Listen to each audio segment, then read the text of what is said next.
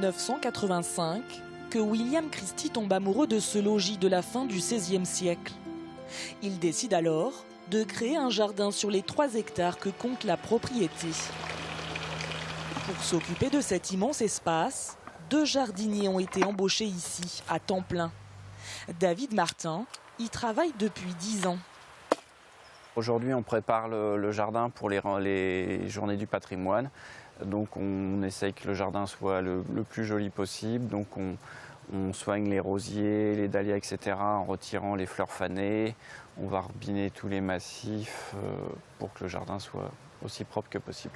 Et du travail, il n'en manque pas.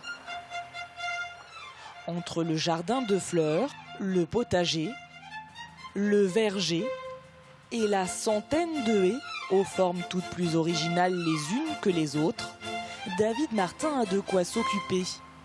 Ici, chaque recoin est différent, chaque espace a son histoire. Je vais vous présenter maintenant le théâtre de verdure qui est une des parties les plus représentatives de notre jardin. Donc ici c'est le théâtre de verdure. Donc M. Christie a imaginé ici dès le départ un lieu de musique pour jouer des concerts dans son jardin.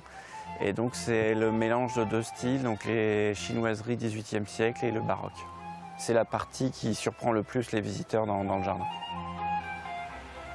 Du théâtre de verdure au jardin rouge, en passant par le miroir d'eau, la balade dans les jardins de William Christie est toujours un émerveillement que le chef d'orchestre franco-américain aime partager. Ici, les portes sont ouvertes au public les 10 premiers jours de juillet et tout le mois de septembre. C'est important pour nous d'avoir du public dans le jardin, de voir les gens se promener, apprécier le jardin, passer un bon moment et puis avoir les retours des gens, aussi bien positifs que négatifs. Classé jardin remarquable depuis 2004, le lieu fait partie du patrimoine vendéen. Il sera ouvert au public ce week-end avec une activité jardinage à destination des enfants.